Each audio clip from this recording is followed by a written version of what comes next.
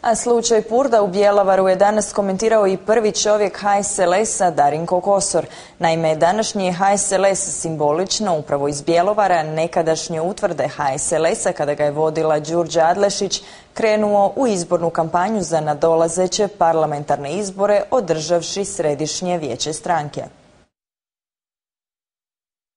Sigurni u dobar izborni rezultat, videći sebe kao treći put, pravi put za Hrvatsku između lijevih i desnih, HSLS kreće u kampanju za parlamentarne izbore. Sve ankete pokazuju da više od 30% ljudi nije niti za lijevu niti za desnu koaliciju.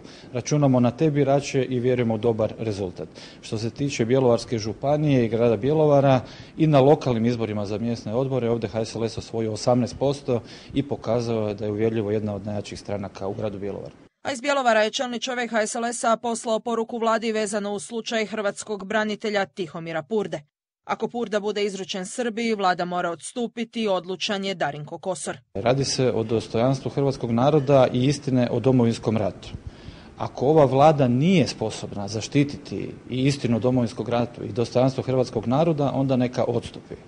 Radi se o čovjeku koji je bio mučenik u srpskim logorima i sada ga se izručuje trećoj državi gdje niti jedan događaj za koji mu se sudi ili kojemu mu se trebalo suditi se na teritoriju te države nije niti desio. Izbori su najkasnije za 10 mjeseci, kaže Kosor, a njegova stranka spremna je dokazati se pred građanima i tada i ranije ukoliko dođe do parlamentarnih izbora, zaključuje Kosor.